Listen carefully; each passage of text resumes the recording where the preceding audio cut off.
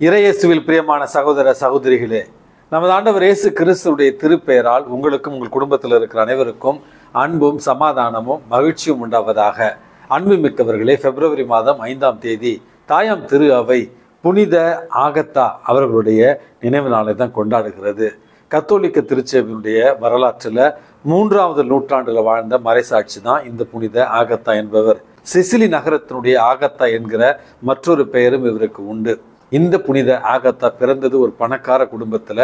கிறிஸ்தவத்தை ஏற்றுக்கொண்டு கிறிஸ்துவையே தன்னுடைய மணவாளனாக நினைத்து வாழ்ந்தவர் தான் இந்த புனித ஆகத்தா. அந்த ஒரு காலகட்டத்தில் ஆட்சி செய்த அரசன் குயின்டஸ் என்பவன் இவருடைய அழகில் மயங்கி இவரை திருமணம் செய்து கொள்ள வற்புறுத்துகிறான்.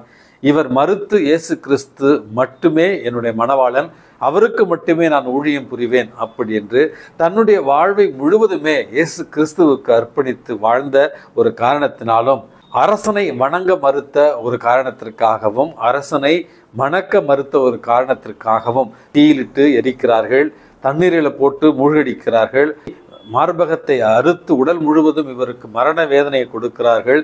இருந்தாலும் கடைசி வரையில இயேசுவை மறுதலிக்காமல் மரித்த ஒரு மாபெரும் மறைசாட்சி தான் இந்த புனித ஆகத்தா.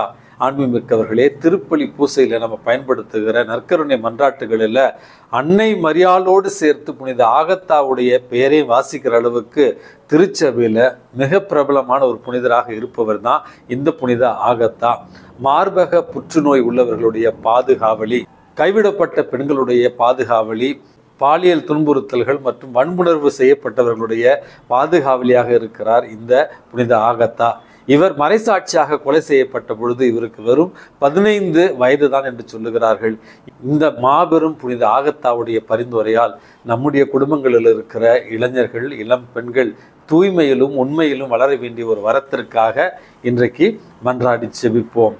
அன்புமிக்கவர்களே, இன்றைக்கு நமக்கு கொடுக்கப்பட்டிருக்கிற நற்செய்தி வாசகத்தில் நமது ஆண்டவர் இயேசு கிறிஸ்து தன்னுடைய சொந்த ஊரான நாசரேத்திற்கு வந்தார் என்றும், அங்கே தொழுகை கூடத்தில் அங்கிருந்த மக்கள் இவரிடத்துல கப்பர்நாகூமில் செய்தது போல இந்த ஊரிலும் ஒரு அருள் அடையாளம் செய்யட்டும் அப்படின்னு இயேசுவின் மீது நம்பிக்கை வைக்காத ஒரு காரணத்தினால் நமது ஆண்டவர் இயேசு கிறிஸ்து மனம் வருந்தியவராய் அவர்களுடைய நம்பிக்கை இன்மையின் பொருட்டு அந்த ஊர்ல மிகப்பெரிய வல்ல செயல்கள் எதுவும் செய்யவில்லை என்றும், எந்த ஒரு இறைவாக்கினரும் தன்னுடைய சொந்த ஊரில் ஏற்றுக்கொள்ளப்படுவதில்லை என்கிற மனவேதனையோடு உதிர்த்த வார்த்தைகளையும் தான் இன்றைக்கு நம்ம நற்செய்தி வாசகத்துல வாசிக்கிறோம்.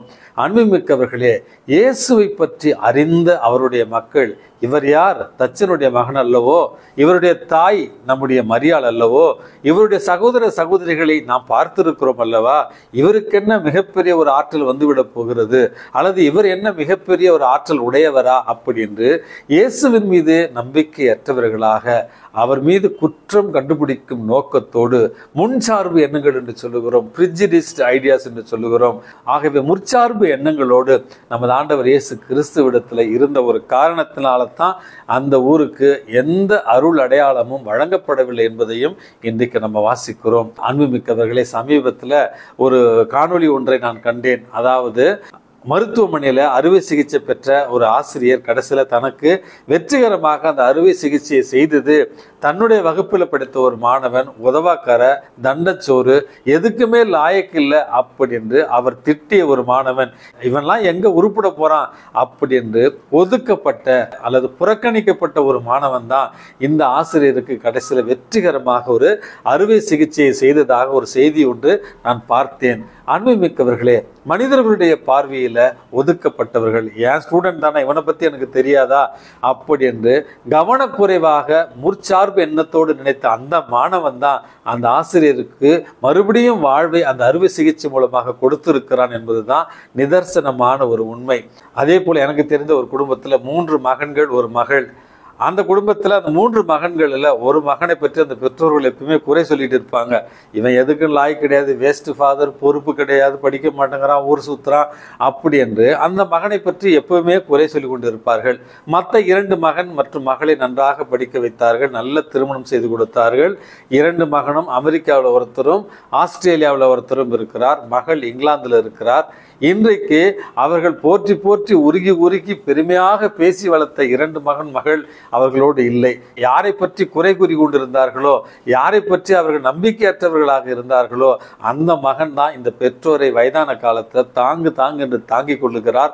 அவர்களுக்கு எல்லா உதவிகளையும் இன்றைக்கு செய்து கொண்டிருக்கிறார். இப்படித்தான் குருத்துவத்தில் இருப்பவர்கள், துறவற வாழ்க்கையில் இருப்பவர்களுக்கு இந்த அனுபவமும் ஏற்படுவோம்.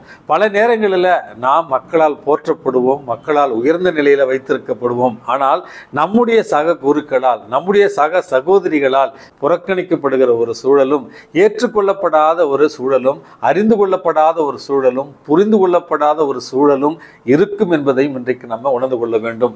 இதே நிலை உங்களுக்கும் எனக்கும் ஏற்பட்டிருந்தால் நமது ஆண்டவர் இயேசு கிறிஸ்துவுக்கும் இந்த புறக்கணிப்பும் முற்சார்பு எண்ணங்களால் அவருக்கு ஏற்பட்ட மனக்கசப்பையும் இன்றைக்கு நாம் உணர்ந்து கொண்டவர்களாய் நம்முடைய வாழ்க்கையில இறைவன் மீது நம்பிக்கை கொண்டு, இறைவனே என்னை அழைத்திருக்கிறார், இறைவனே என்னோடு துணை இருக்கிறார், இறைவனே என்னை ஒவ்வொரு நாளும் கரம் பிடித்து வழி நடத்துகிறார் என்கிற இறைவன் மீது கொண்டிருக்கிற நம்பிக்கையும், இறை பராமரிப்பின் மீது நமக்கு இருக்கிற அந்த தளராத உறுதியும் தான் அன்றாட வாழ்க்கையில நம்பிக்கையோடும் எதிர்நோக்கோடும் இந்த வாழ்வை வாழ நமக்கு அருளை தரும்.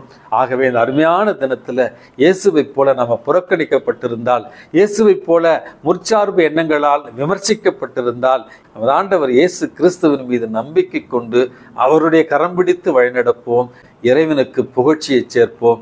எல்லாம் வல்ல இறைவன் தந்தை, மகன், தூய ஆவி உங்களையும் உங்கள் குடும்பத்தில் இருக்கிற அனைவரையும் நிறைவாக ஆசீர்வதித்து பாதுகாத்து வழி நடத்துவாராக. ஆமேன்.